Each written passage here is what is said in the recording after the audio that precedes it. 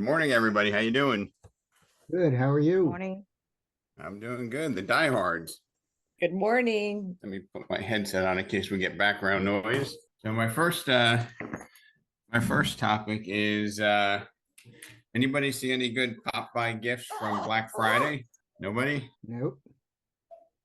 What are some pop buys that you've given out in the past? Nobody? We got to do more pop buys. I think everyone has turkey brain. Yeah, that's unfortunate. Um, What was the question? Sorry, I just jumped on. I said, what pop buys have you given out in the past? I'm just saying maybe Black Friday is a good day to get a bunch of pop buys, which are the giveaways that you have for like a couple of bucks. Anybody have any ideas or anybody have anything that they've given in the past? I'm just jumping on, Rob. What was the question? Have you, what are some pop buys that you've given out in the past? And maybe Black Friday is a good day to stock up on them. Oh, I haven't done anything in a while, but Christina just got pies from Costco and having them delivered to her clients. They were $5.99, which you couldn't get a better deal, I don't think. So that she gave them before Thanksgiving? Right before Thanksgiving.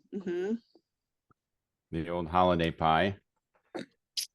Yeah, Where did you get them for $5.99? at Costco, and they're really big. They're not like small 7-inch pies. They look like they're 10-inch pies. And she put a little bow on them in her tag, and she had them delivered by one of the girls that's helping her. Like, she didn't go driving all over the place to deliver them, and one or two of them, but I know in years past, I didn't talk to Rob this year, but Rob Dukansky used to get like 8,000 pies and he had them delivered. They filled a 2-car garage. And if you order them in advance, I think they wouldn't put the price tag on, and maybe they even did something else for him by ordering them ahead of time. right. Yeah. So nobody else with any great pop by Brian Buffini defined term, popping by with a gift. I gave out years ago a round rubber disc that had my contact information on it, and it was kind of textured so that it's the perfect tool to open a jar that you can't open. And people love it and have mentioned it to me for years afterwards. And they only cost, when you plan ahead, I think it was like 35 or 40 cents a piece. That's a great idea. And it had your info on it, huh? Yes. I was thinking like another thing is if you ever go to like Harbor Freight, sometimes they have really cheap tape measures that maybe you can get a logo to put over where it has the brand, and you can give those out for a couple of bucks. This is Amazon has these really neat keys now that say, for your first Christmas or holiday in your new home. And it's a Christmas ornament. And I saw them on Amazon the other day. They're pretty cool looking. I think they're like 2 for $5. Really inexpensive, but a nice little token for somebody who just closed on their home this year. I'm sorry, Robert. That's fine. It's fine, really. I got these at Harbor Freight a couple of years ago, maybe 2 years ago. They were $3 a piece, and they're a great emergency light or outdoor light, and that might be a great giveaway. Where do you get that at? Amazon? I got them at Harbor Freight. Oh, I don't think Harbor Freight. Yeah, I think they have them down by you. No, I'll have to check it out. I like that. It's pretty good. yeah, it's great. I have them all over the house in case the lights go out. Price is right. Anybody else with some good ideas for pop buys? No, I don't have any questions, but I don't have any suggestions, but I have a question. Maybe you can help. I pretty much Fazia answered it for me, but I wanted to kind of go over it with the group and see if anybody has any suggestions. Shoot. Is that okay? Yeah, absolutely. Okay. Okay, so anyway, we just got a condo listing, and we're offering 2.5% to the selling brokers. So so that we don't get into trouble and that there's no question, because I'm still not 100% clear on this lawsuit. So what I'm thinking is that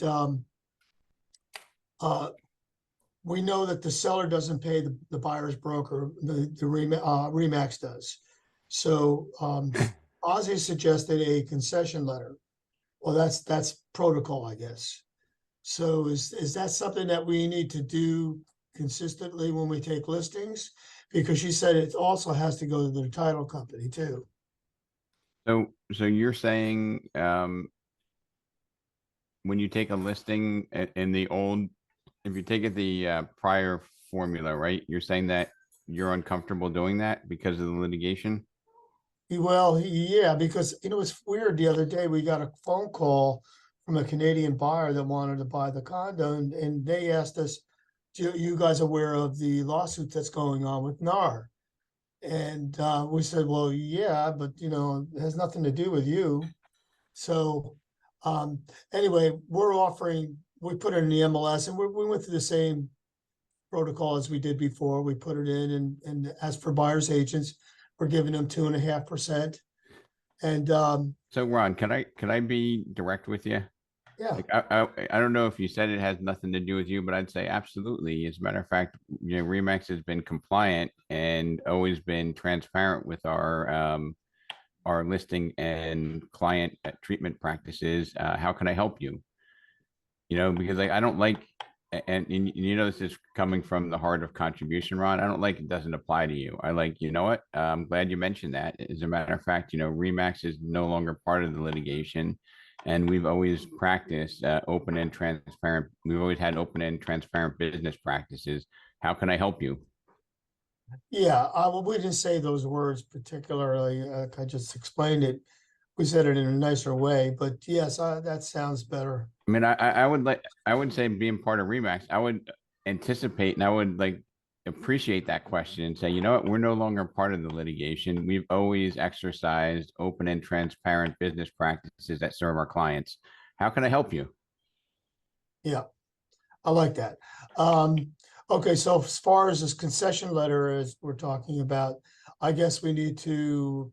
Why do we need a concession letter? I'm just a little bit confused. So in Florida, Rob, anytime you give a broker or a commission concession, you have to have broker approval. And if they're being financed, it has to go to the title company because it has to be displayed on the outside and the HUD. I understand, but how is that relevant with the litigation? I'm not sure. So Ron, It was two different questions that Ron asked. So all right. So go ahead, Ron. I'm sorry. I just want to be clear, before if somebody says anything to us about it, I just want to be above board with it. So I asked Fozzie, and that sounded like a pretty good idea to have, just to cover our butts, to have some kind of a concession letter, because actually Remax pays the participating broker. What's different about the transaction? I'm not sure I follow. I'm not, what's changed over standard practice? And that's a good question. Is this a Florida specific or just a general practice, Ron? No, it's general practice, I guess. Normally, we just put in when we load the listing in, we put in 2 or 2.5, 3% to the selling brokers, and we're done with it. And there's never any question. But I just, with all the crap that's going on with NAR and the lawsuits, I just want to make sure that, that we were doing the right thing. I would instruct you to do it as always, and always be transparent as to how the money moves. Okay. And maybe somewhere down the road, we'll have direction to additional disclosures, but I don't want to change the way we practice. I think the bigger question, Ron, is what happens when a property is being offered out at 1% or 0.5%, and we have a fiduciary duty to show it. I think that's a better question for us working with buyers, because that really puts us in a little bit of a pickle. I don't know if anybody has any and I'm gonna put out there, I don't think there is a direct answer to that, but I want to get some thoughts and opinions on that. So the other day, I listened to a webinar that included Barry Goodman, from New Jersey Realtors Legal Counsel, and he said that it's his opinion that every buyer that we deal with should sign a buyer's agency agreement, and that he's always believed that, and now it's more important to make sure that the buyer's agent gets compensated. So I just put that out there as his feedback Oh. on it. Yes, I remember the conversation we had with the Canadian buyer that called us on this listing. They said, with the issue going on with the lawsuit with NAR, they said, do we pay your commission? That was their question. And I says, no, I says that's usually the real estate company pays participating broker, but in this case, there's you pay a transaction fee, but that's basically it. The seller pays us our commission and on this because they were our buyers. So that's how I think I responded to his question. So, but that kind of threw us off a little bit because then my son and I looked at each other and said, well, we better make sure we're covered here on offering, 2.5% commission to the selling brokers. But then again, that's why I called Fazia, and she made that suggestion about the concession letter, which I thought was a good idea. But anything that we can do to cover our butts, that's all I want to do. I just want to be above board. But I'm doing business as usual. We're loading listings in the way we always do. But So the formalities and the process of how we do it, Ron, hasn't changed as of yet. The only two changes that have come out were from two different associations pertaining to Florida, which is Miami Association and Stellar. So those two MLSs are the only ones that made changes where they have now stated you can put 0% into the commissionable part. Fozzie, thanks for clarifying that. And Ron, I think that in terms of, changing what we do, I think that could even get us maybe into a little bit more jeopardy until there's direction. yeah. I think it's business as usual. I think something that's a red flag in that conversation is, do I pay for your commission? Okay. And that is kind of the backwards way of saying, do you work for free for me? And say that, I would say all commissions are negotiable. Sellers traditionally offer a commission payable to the buyer's agent. Okay. And that may be considered part of the purchase price. So it may not be free. That's how I would answer that if somebody asked me that specific question. Does that make sense? Because there was discussion, and Fran, you can maybe chime in on this, that we can't say our services are for free. And if he says, do I pay for it, might be a trick question. Okay. And I would just say, look, the way that commissions work is this is how it is. I wouldn't say that you don't pay for it. I would explain how it works. And I would say, if they press it, say, could be considered part of the purchase price. I think that one of the important things, okay, so when you're taking your listings, I think it's really important to let the seller know what your commission is for your services that you're providing for them. And when it comes to the buyer's agent, they have to know that the commission is negotiable. It's what you want to put out to them, and they can make that decision.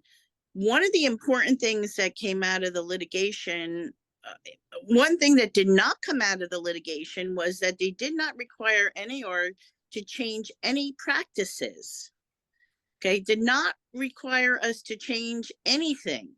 This was really all about money, I think, and the sellers feeling they didn't have that opportunity to negotiate what is being offered out to the buyer's agent. I mean, I would, I don't know. I think first of all, I don't know if you get a lot of buyers from out of the country down in Florida. Maybe you do. They do. But because there's a lot of buyer fraud going on. We just had one right. Well, now it is because it's our season here and we're getting a lot of Canadian buyers. Yeah. And, Yeah. So Fran, with regard to how would you answer that question? Do I pay the commission? I mean, I would not want to touch that with a 10-foot that- pole, because my answer to that would be, you know what? The way that real estate is done here is the seller offers out compensation to a buyer's agent, so that may be included in the purchase price that you're paying. How can I help you? I would not say that you. I would avoid saying you don't pay for that. I would avoid saying my services are free. Definitely. Okay. Now, Fran or anybody brave, I'm going to ask this question here. When you go on a listing appointment, okay, and we say it's business as usual, right? Here's one thing that makes me uncomfortable, and one thing I think we need to pivot on, and might even need to be to the level of policy, is traditionally, and I'll ask, maybe Robert or you, Fran, if you're going to a seller, right, and you say, hey, my fee is 2.5%, 3%, now we need to talk about the thing that we're not, that's the topic of the day, how are we going to compensate the agent that brings us the buyer, right? And they say, what do you recommend? How do you answer that? I say that the decision is yours. Ultimately, you can offer from 0 up to 100% if you would like. And I pause. I have had 2 listing appointments where the situation has come up, and I just stopped talking.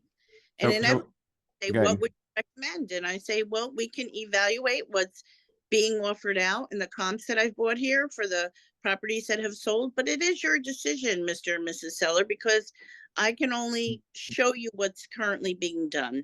I don't know, maybe that's wrong, but Robert, what would you say? I would say pretty much the same thing, just to show what is being offered out by, other agents as a norm. And I guess I would, in light of this, and I would not say that, hey, if we only offer out 2%, agents might not show it. I don't say that at all. Oh, no. But I'm not saying that you do, Fran, but I'm saying, like, if you offer out, a low commission, agents might not show it. I think is a dicey place to go, because we're kind of put into a go left, go right. We don't win either way, right? Because we have a fiduciary duty to show, regardless of what they pay. Correct. And then we're going to say that, agents in our industry don't follow the fiduciary duty, is kind of it's the catch-22 that we're in. And I think that's why, Barry is saying, Barry Goodman, or any real estate focused attorney, is probably going to advise us to have these buyer agency agreements, so that we are not conflicted, right? So that the offering does not influence the properties that we show. Because I think historically we would say, Fran, if everybody else is putting out 2.5 and we put out 1, what do you think is going to happen? We're probably not going to get agents that show it. I think we could stop one step short of that and say, look, if all the competition is offering 2.5 and we put out 1, what do you think might happen? And let's decide how we want to pay, how we want to compensate the buyer's agent. Well, then if they say, well, what do you mean? I might say, well, somebody with a buyer's agency agreement might come to us and say they want us to pay the 2.5%, or, it's possible they might lower the price by 1.5% because they have to pay the buyer's agent.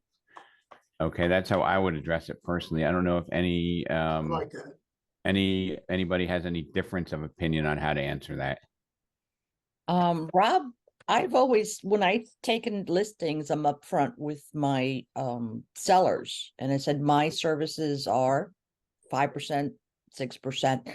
And then what we do is we offer half of that commission to the buyer's agent. And I pointed out in the listing where it says, this is the percentage that we're charging you. And then we offer the other half to the buyer's agent. So they're aware, where their commission money is going. In other words, one is to Remax, the listing agent, and the other one is to whomever, whatever broker represents the buyer. And it's also listed on the MLS. Now, my question is, with Stellar in South Florida doing this change in Miami, where they're able to offer 0%, what happens then to the listing that we've already taken, where we've agreed to compensate the other broker for, 2.5%? So whatever contracts you have stand. Right. So if the seller says, I want to change my agreement, there's contractual issues, but I mean, clearly that there's no free lunch here. In other words, I think the consumers might be led to say, hey, now as a seller, I don't have to pay a commission, right? But I mean, there's consequences to that, and the consequence probably is, my answer would be, Rosa, we expect buyers to now be factoring in the commission being offered in the way that they make an offer, so that if sellers don't offer a commission, they might factor that into the price. That's how I would answer that. I don't know if that's a legally vetted answer, but I think in this forum where we're left without clear direction, I'm comfortable with that answer. If you said my service is 6, I offer out 3, and they say, well, what if I don't want to pay out 3? How would you answer that? Well, I heard I don't have to pay the buyer's agent anymore, Rosa. right. Then in that case, that's what I'm preparing for. That if the seller says, well, I don't want to pay 6%, then the question is, well, Mr. and Mrs. Seller, how much are you willing to pay? My services are 4%, etc. In other words, I think we should concentrate on our commission and come to an agreement with the seller as to how much they're willing to pay. Now, if they're willing to pay something that you're not comfortable with, you can walk away from that listing. But it's negotiating the sellers. What is the sellers willing to pay us to list their home? So I guess once we come to an agreement on that, then we can make a decision on how much of our commission are we willing to offer, if any. Rob, Yeah. let's role play this situation because I see it differently. So I'll be your realtor, Rob. I want to list my home. Certainly. So Fazia, our commission is 6%, and the way that commission gets distributed is, if we decide to work together, we would retain 3% for doing the marketing, photography, negotiating, and I'd recommend we offer out 3% to the brokerage that brings us your buyer. So if I did my own photos, and would that do anything to the commission? Because I feel like that's a lot for us to pay. I mean, commissions are negotiable, but our services, we want to make sure that we present your house properly to get you the maximum value. It's part of the value that we have. So what are those things that you do that I couldn't just go online and post myself and or take my own pictures? You can go and do it and put it on yourself, Fazia. There's, strong evidence in terms of, homeowners that try to sell it themselves on average get 17% less. And by me having to pay that commission, what you're saying is I would have a better chance of us finding a better buyer? I mean, historically, you get more when you work with an agent, and that's the benefit of, hiring a qualified, competent local agent. Okay. So that's something that we would have to pay as the sellers. Am I understanding you correctly? So, my fee is 3% for the services I do, and, an option is to offer out 3% to the client, the broker that brings in the brokerage that brings you the buying agent at an acceptable price to you. Yeah, see, the question of the commission doesn't usually come up that quickly. So if you show the seller your program and visuals, like I teach my agents, I tell them you have to have visuals when you go to a listing appointment. Otherwise, you're going to be dead in the water and you're just going to sound like every other realtor. So your visuals and what you have when you show that you're, what you're going to do for them. The commission is secondary because they see all the things you're going to do for them. And, there's usually no pushback when it comes to the commission. I have very little pushback with the commission. I try to get 6, but there are times when I have to get, do 5. But I always tell them, our commission is 3%. And we offer 3% to the selling brokers. So, and then they just say, well, that's a little bit too much. We were offered 5% through another Remax or a Century 21 or whatever. Then, then we offer them, I have a sheet that offers them 5% with 4% if we sell it ourselves, which that normally locks in our deal. So they're all pretty happy with that. So What visuals do you bring? I'm sorry? What you said you bring visuals. What are those Oh. visuals? Visuals are, I have everything laminated, so I show them, I'll just show you a few. Oh, I love the lamination part because that kind of implies that they don't keep it, right, Ron? Exactly. This is just for show. So basically what we do is we have, we do, this is one of our brochures and some of the houses that we sell, front and back. Okay, and when I show them this, and I show them what we do with our lender, because when we do open houses, she has a complete layout of the property, which tells the buyer how much they're gonna need to purchase that property. And there's a bunch more. There's like, when we send out listings, we send out a postcard, just listed and just sold, what's going on. So these kind of things, these are laminated. And when we go through now when we go through our marketing plan, it's all laminated also, and it tells everything that we do. So we go over everything with the seller. And the last thing we talk about is after showing them that, I said, are you guys ready to make a decision to put the house on the market?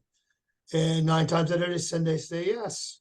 Or they'll think about it. And when they think about it, I'll say, let me step outside, give you 5 minutes to think about it. And if you decide that you want me to list it, we can put it on the market, and I'll come back in when you're ready. I try not to leave without taking the listing.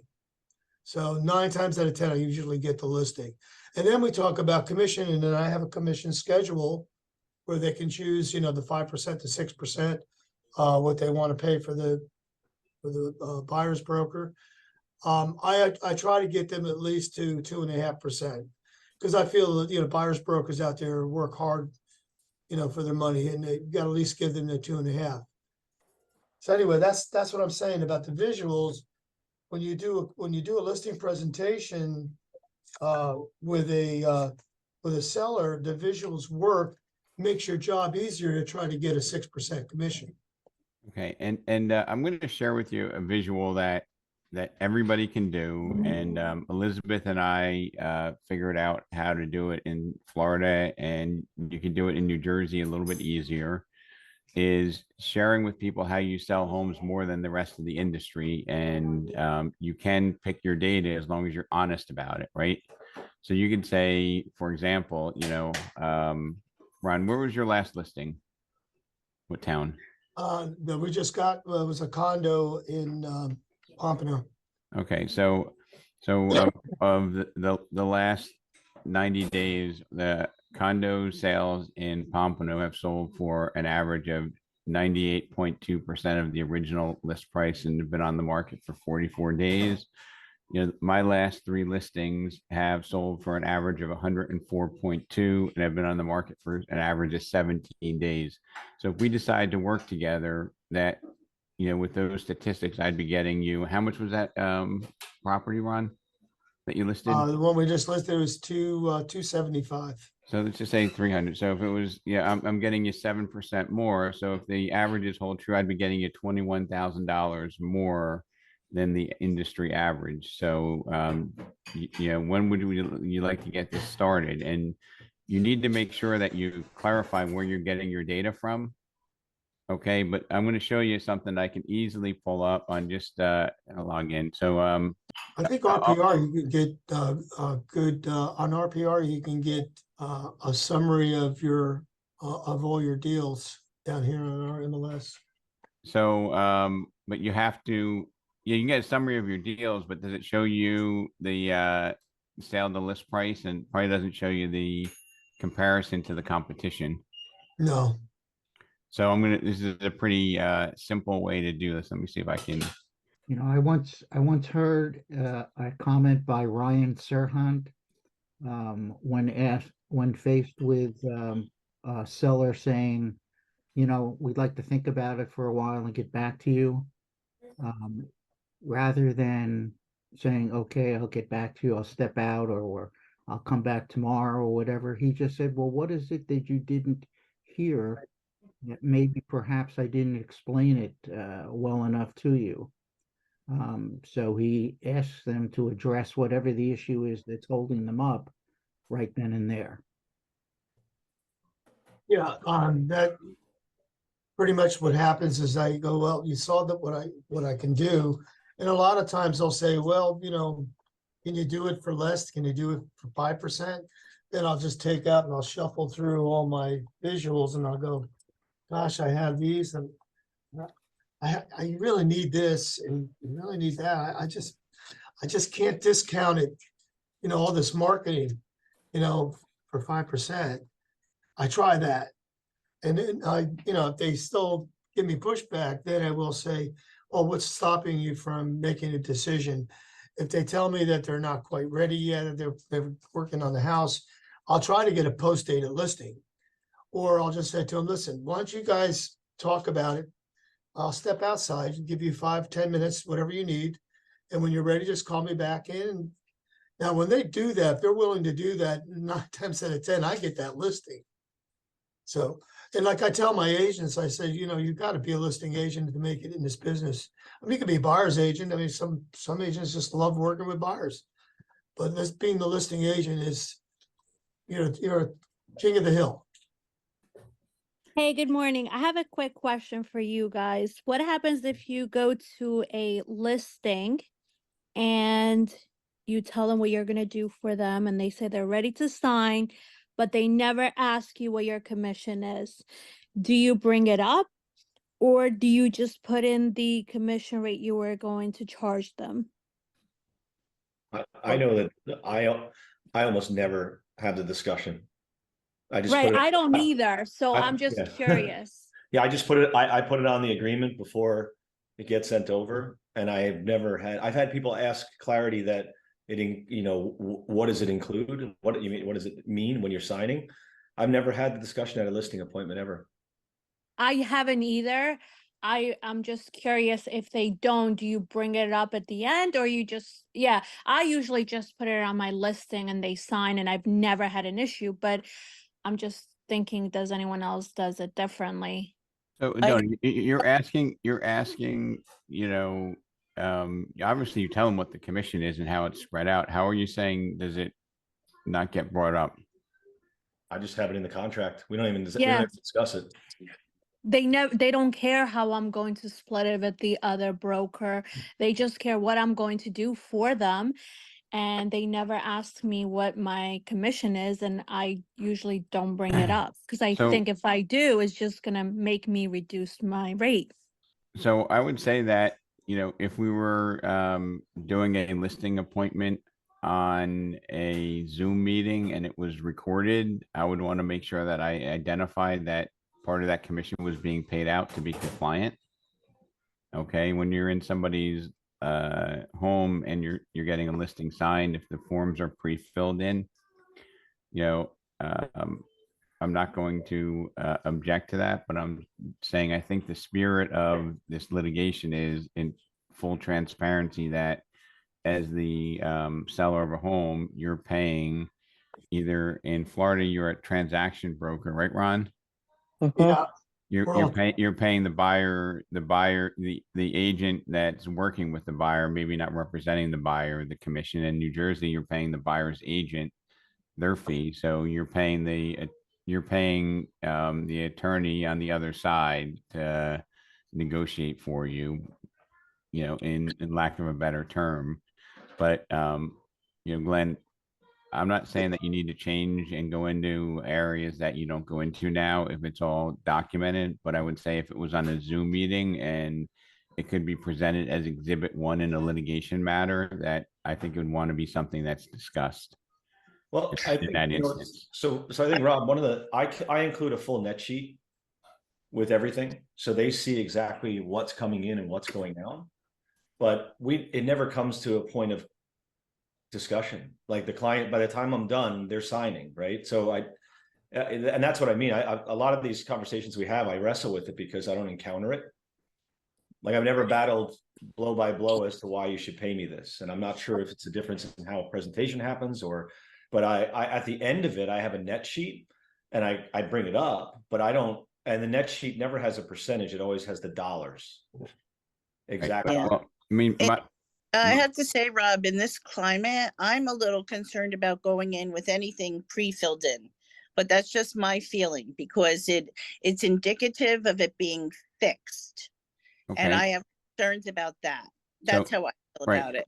So one of the things that until proven otherwise, okay, for me, is our commission can be non-negotiable. Fran, yours, Glenn, yours can be non-negotiable.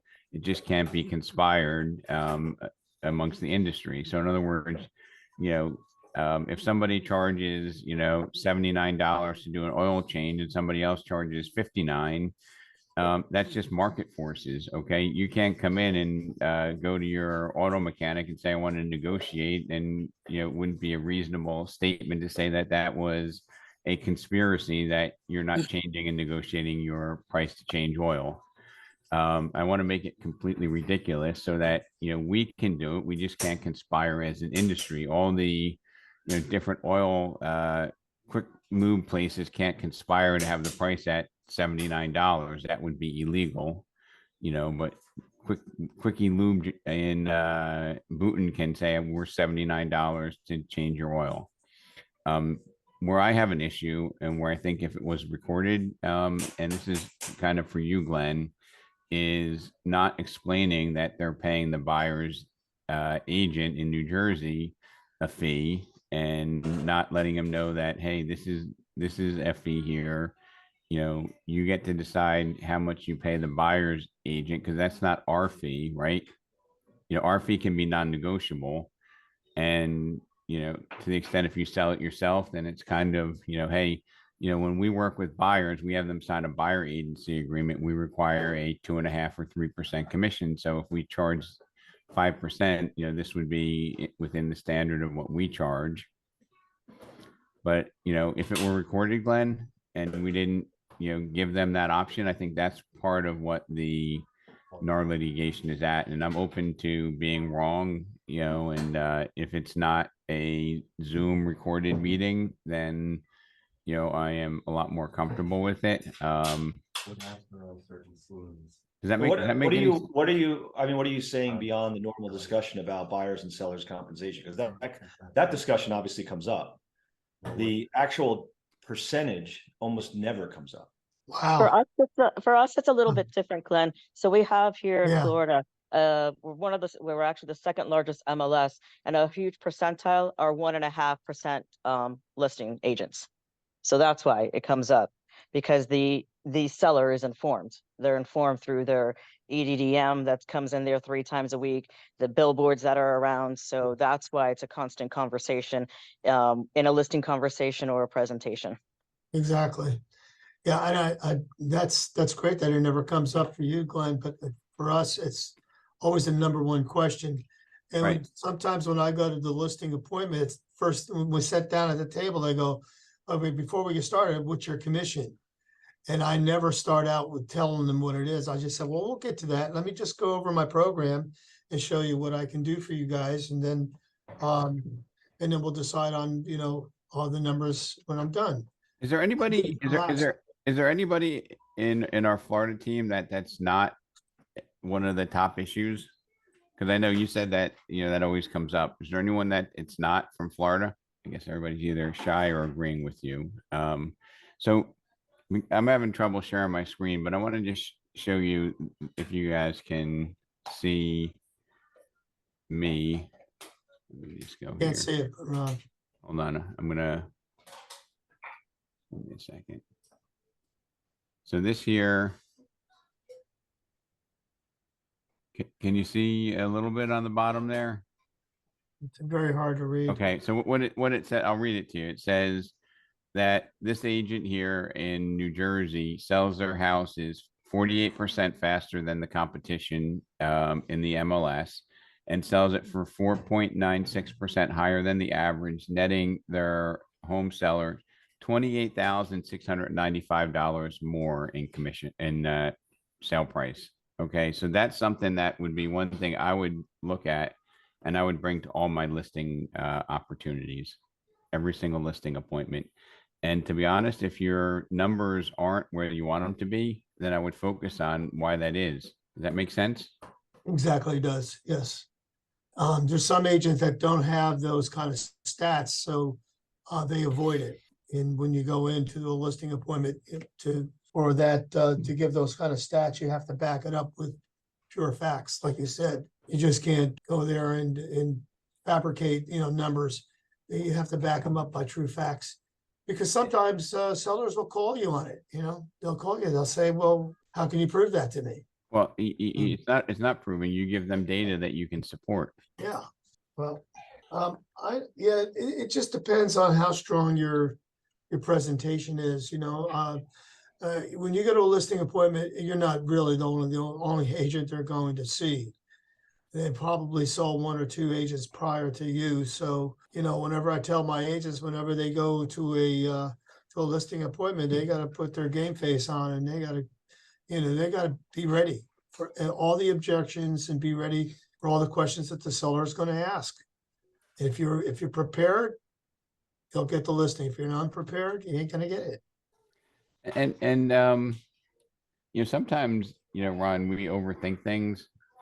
And I'm just saying this as a kind of a thought-provoking idea for you, because a lot of and you might say this is controversial, but there's only one alpha in the listing conversation, right? And sometimes you feel the homeowners are a little bit offensive, putting us on defense, asking us a lot of questions, and sometimes we can control the narrative and we can be professional, but also direct and say, if you don't mind, I can let me just finish my conversation with you here, and see if I don't address that, we can kind of come back to it, right? I think I have this covered in some of the materials I have. And if you move that conversation forward, sometimes these objections that are even thrown out there just go away, because quite frankly, they just forget about it.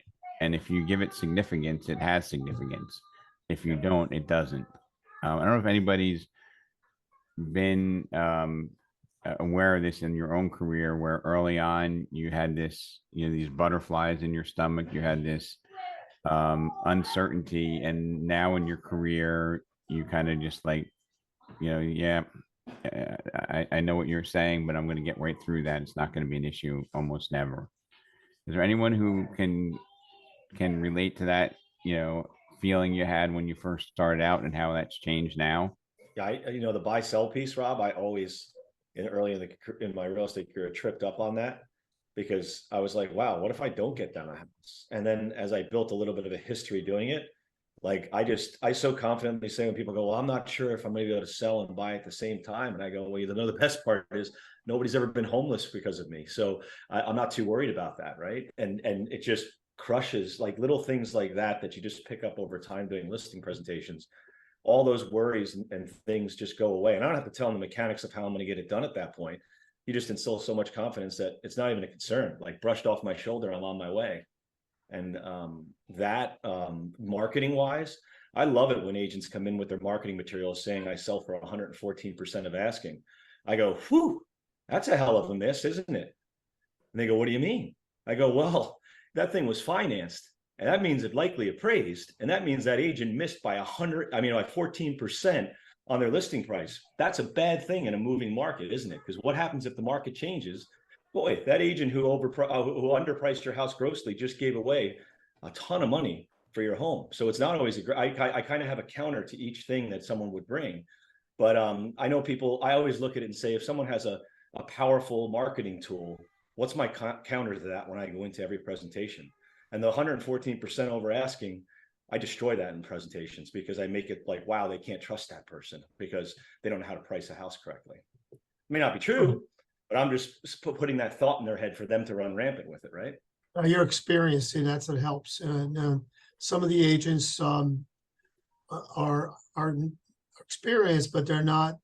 You said the magic word is confidence, and that's it. There's a lot of the agents that I talk to, they're just not 100% confident, and that's why I hold these classes in role play, because role play is so important that you handle those objections, or you come up with those schemes that are not schemes, but what you just said are facts. And you got to bring those facts to light when you're talking to a seller. So it's confidence and knowing what to say, going in there and being an actor. You got to be an actor. It's so true. Nothing true. And I do have to say, like, Rob, I know that your concern is always, what does your team do? Right? Like, are they able to do it like you're doing it? And, you know, unfortunately, as a team leader, it's an inordinate amount of time that you have to teach them these things, right? And discuss it. And as soon as we encounter one thing, we have the discussion the next morning. Like it's not I gather it up and then give it to you, or we just discuss it. Like I had someone come across something last week and I go, hey guys, morning call. I want to explain to you what happened and how you can counter that. We talk about it really regularly. It's an immense amount of time that you have to invest to get people to that confidence level. And I always say to everyone, you know, 10% more than the other person, you're an expert. That's all you need, 10%, right? So now if you've got 40%, are you not bulletproof, right?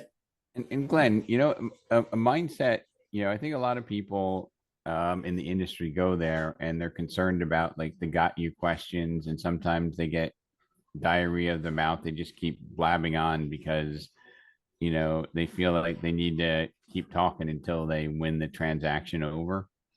Yeah. And for me, you know, it's about being a sharpshooter and addressing the questions that are raised, because a lot of the other stuff is not relevant to everybody, right? I almost feel like it's an ill-gotten gain if I don't get pressed on some issues and be able to address them in a meeting, right? In that listing opportunity. And the way that you address those really define how that whole relationship goes. And I look forward to having some tough questions, because that's why I'm here, right? I'm not here for just the layups. You know, if you just get layups, most of the time that's going to be a price bound arrangement. If you're the true expert that can answer the questions without you know, and your body language speaks volumes to what your words are, right? If you have to think about what you're going to say before you say it, it's already too late. Mm-hmm. Yeah. Right. Great. And it's like the quote that I had shared, maybe it was on the team leader or one of the masterminds. It's like, when opportunity arises, it's too late to prepare, right? You can't prepare for the question when it's already presented, right? You need to know exactly how you're going to answer every single question, and you need to have confidence. And I can't tell you, like, I can't line up 3 agents and say, this one's confident, these 2 aren't. It's the way that you behave, right? It's your mindset. So Rob, when I first started, I spent 3 times a week. I met with my manager, and we sat in the conference room and we went over a listing conversation, and he peppered me with questions so that I could get comfortable with the responses. And it really was the practice that made me feel very confident. The first time I got a call for a listing conversation was to take over a listing from another agent from a different company who had failed the sellers dramatically. And I walked in and I sat down. I had my manager with me, but he didn't say a word the whole night we were there. The conversation was mine, and I ended up walking out with a 6.5% listing when their previous agent had been a 4.5% listing. So it's the confidence factor, it's the practice factor. And like you say, when the opportunity arises, it's too late to study. You've got to know your answers cold, and you know, I'm sure there's a lot of agents on this call who will agree that that's the thing. You know, you can't stumble, and like you said, you can't go But that, let me just say one qualifier to that is you never want to answer a question that you don't really know the answer to, where you could be wrong. So that's the only case where I would say, and I use a phrase that I learned from you, Rob, was, that's a great question. Let me get back to you on that. It has more integrity than just winging it, right? Right. And it's not an excuse for not preparing either, Robert. It's just you can't possibly know everything, and you're better off being honest. I just want to drive one last thing home, which is if somebody says, do I have to pay the buyer's agent, or the transaction broker for the buyer? The answer needs to be no. That's one thing that's come out of it. Do I pay for, Glenn, in this listing agreement, am I paying for the buyer's agent fee? The answer has to have honesty and be yes. I'm offering out 3% of my 6% to compensate the buyer's agent. Okay. As a buyer, I heard that, what was the Canadian person said to you, Ron? Was that a listing? Do I have to pay you guys because of the lawsuit that's going on? Says how are we working? How You mean is that affecting us? you mean affect us? You mean, and he was a buyer, right? Yes. Buyer. Right. So I would say the way it's currently worked out is, if we decide to work together, we're going to sign a buyer agency agreement. It's going to spell everything out. My fee is whatever your fee that you want to work for is, Ron. And then you say, in most cases in today's market, it's being paid by the seller, and that may or may not be included into the purchase price. Okay, but that's the way that it's working out, right? Because if you show a house where there's no compensation, you're not going to work for free. And if you did, you'd be foolish to do that. Do you think that it's actually, see, I never say that it's included in the price, because then they'll think it's inflated. Well, but that's honest, right? If you buy through me, my job is to help you find the best price and to negotiate the best possible arrangement for you. And in most cases, it's paid for by the listing agent, offers out a commission. But if there's a case where the listing agent isn't offering out any commission, we can either negotiate they pay that, or it would be paid by you. And if they're not comfortable with that, then we need to go next, right? It's like, next. Yeah. I mean, I don't see any other way of addressing that. Does anybody else on the call see any other way that has integrity and keeps us compliant of addressing that? Rob, can you use the words like traditionally it was done this way, and that the sellers is paying the compensation for the buyer? Can you use words like traditionally or historically? Or I would be more comfortable with historically, and tradition kind of has a little bit of a different, like, hey, this is how we do it in the cartel. Yeah. Okay. Traditionally, we do it like that, but historically, this is how it's handled. And I would anticipate that we're going to have more communication. And I don't know, Fran, are you still on with us? I don't know if Fran dropped off or not, but she had to sign off. Yeah. Okay, so I would say that we're probably going to be seeing more disclosures and more documentation coming from, our local NAR and our states, giving us clarity on what we should be doing. But the only buzzwords now are, don't say that you don't pay for it. That's the trap. And when you do listings, if you're being recorded, just make sure that they know that this is what's being offered out, because those seems to be the tenements of the whole litigation that we're seeing. One other interesting fact is Ketchmark, the lead attorney, is actually going to be at Inman. So I don't know if anybody wants to stream Inman, if you want to see what he has to say in front of 5,000 agents. But he's agreed to be interviewed by Brad Inman at Inman Connect. So that's kind of really brave, stupid, interesting at the same time, in my opinion. So Rob, if someone says, let's say you start the conversation and you start at 5%, you explain it, and they go, I don't want to do that.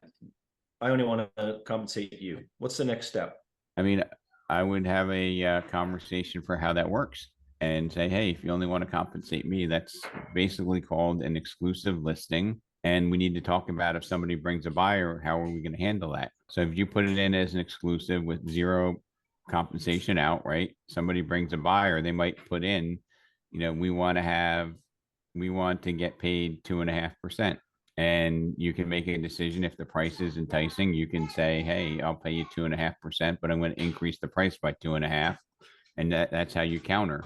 Or you And could just say, go you're ahead, sorry. relying on just one person to sell your property when there's 7,000 agents in Broward County, that can help us get the house sold and get a better price. So, it doesn't make sense just to give me the exclusive and not share it with other brokers.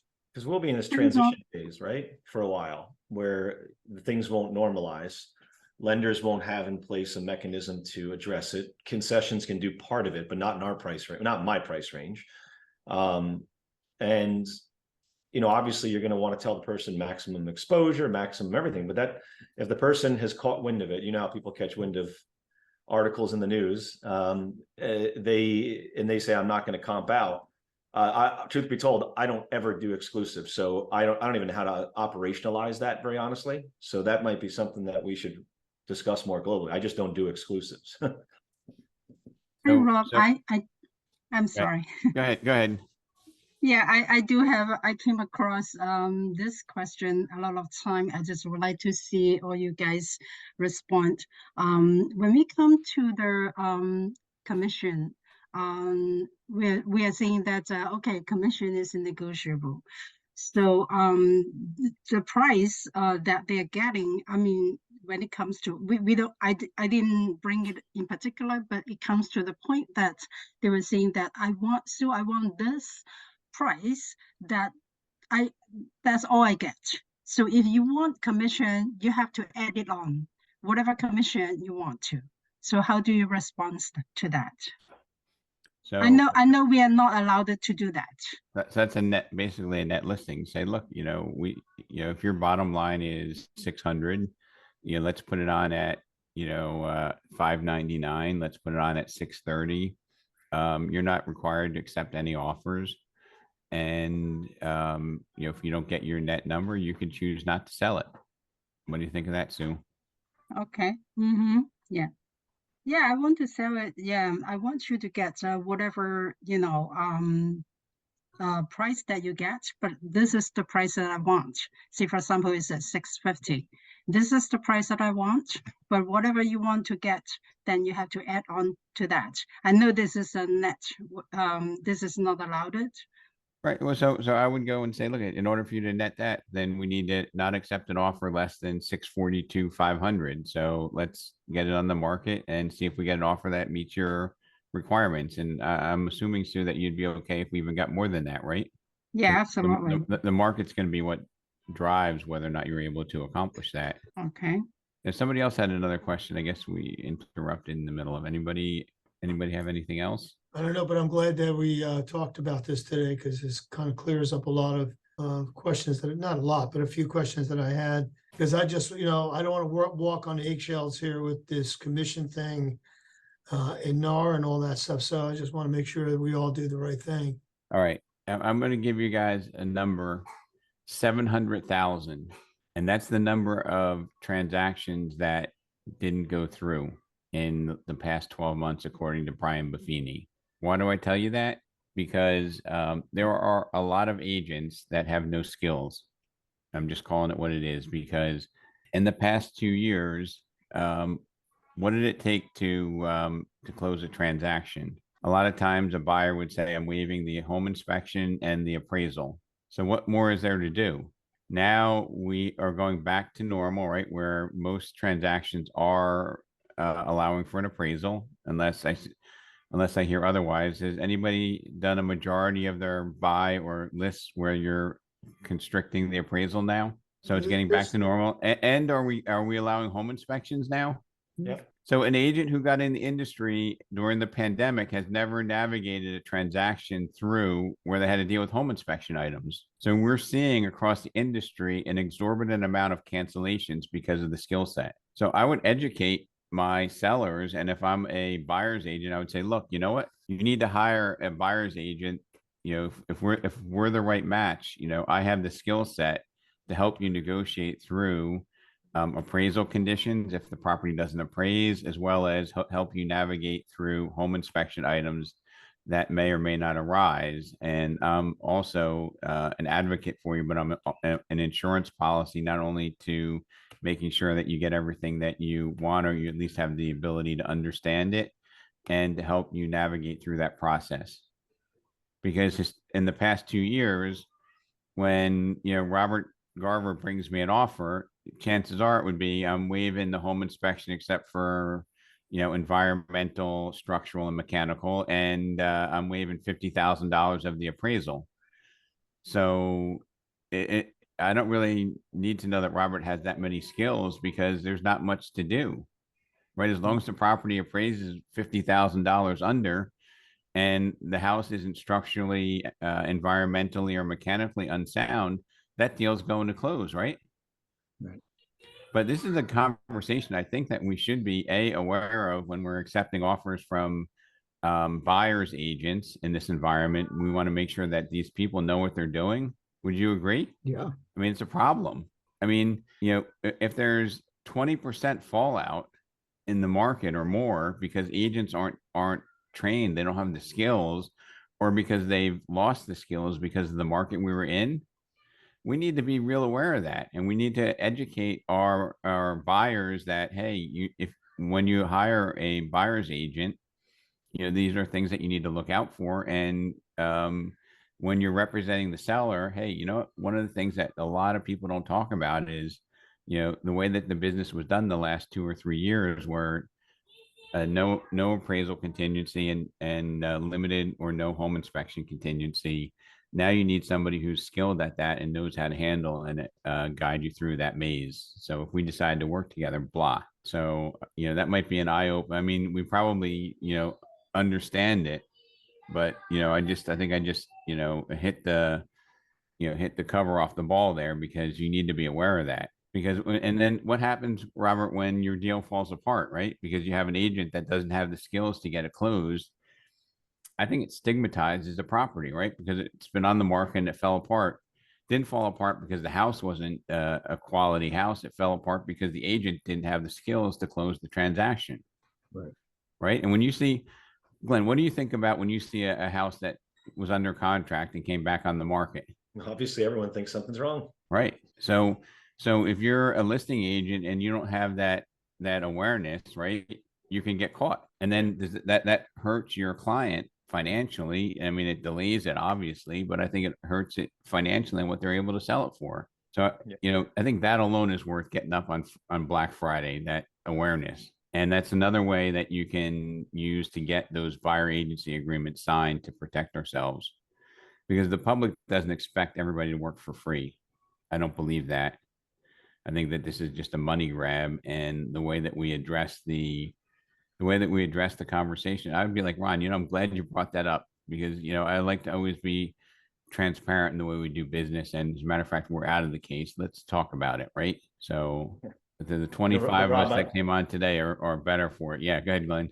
I have to say that this is the first discussion that I've had where at the end of it, I get truly the reason why the lawsuit came about. Because I was like, who would do that? Right. I almost thought to myself, who would not have that type of discussion with somebody? But then I can picture some folks that I've worked with in the market that I'm like, I could totally see that person doing that. Right. So Yep. I'm not, and I think it's an unfortunate timing for this lawsuit, because it's bad enough for buyers right now. It's only going to be harder. And that's the last thing I want for them, but we have to be the ones that navigate them through it. So I think, it's a very fruitful conversation. And one request, as someone who, I think I'm a relative newbie, someone who does what I'll call straight up transactions, right? I never do exclusives, just not my thing. I came from a brokerage that encouraged them dramatically, and it drove me to the point of madness because I felt it wasn't in the seller's best interest. So it's my preconceived notion and my thing to climb over.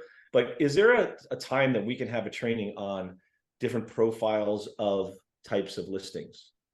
So you mentioned the net listing, we mentioned some other things. I think that seeing them kind of, columned out and saying, here's the approach, here's how you position, would be a great thing to have arrows in our quiver for, because I'm just pretty much doing all the straight up listings, right? And I Yeah, explain well, the process. doing business as usual. I mean, that's how we're doing it. But I think that, a lot of the agents are still confused about this lawsuit and probably need to ease their minds by just correcting a few things, like we talked about today. So Glenn, why don't we at our summit that we're going to this week? Why don't we, talk about that, and then I'll have that done within the next 30 days, hopefully 2 weeks, so that as we enter the new year, we're armed with that. And I'm telling everybody on this call that the more we discuss this, the bigger the opening of the opportunity is for us to differentiate ourselves from the competition and to earn more business. Okay, well, everybody else is running scared and doesn't know what to do. I'm welcoming that conversation, because you know what? We always have operated our business in a client-focused, transparent way. I'm glad you asked that question, right? Instead of, that doesn't affect you, or that.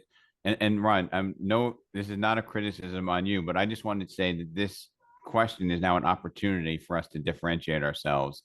And we should be looking forward to them questioning us on that and giving us a way to separate ourselves from the competition. And having the discussion about, how, so many transactions are falling apart now and what that might do to your house, and having an agent that can not only identify the buyer, but make sure that the agent that's quarterbacking the transaction has the skills to get it through, right? Because if you're an agent representing a buyer, you're giving them bad advice, or worse, you're disappearing in the transaction. Yeah, by show of hands, whoever's on camera, who would say like at least 25% of agents disappear on a transaction? Who's going to say that number is 50%? Right? So we have half the people that say half the agents put a deal together and they disappear. What percentage of agents, who's going to put your hand up, say more than 2/3 of their agents don't regularly answer their phone that we deal with? Put your hand up if you agree with that. Yes. Right. So when I'm working with you, I need an agent that's experienced, that knows how to navigate through this market, that will answer their phone. Right. I mean, they may answer the phone when they're trying to get the offer accepted, but then they disappear. So anyway, this is a great opportunity. Glenn, that's a great idea. Let's use this as an opportunity to differentiate ourselves from the competition. Let's anticipate and expect those conversations.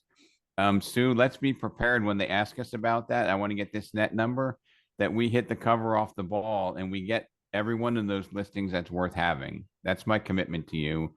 And if you have any, other questions I haven't addressed, message me individually, and we will work through a discussion of that. Or better yet, Sue, if I'm in New Jersey, I will go out on that appointment with you, because I want to see how my technique works. Okay. And I really mean that, because like, if we can go through and solve that together, I can help 650 people solve that problem, and not just you. So, you'll be served, and then we can share that with the rest. And if I do fall down, we'll figure out a better solution.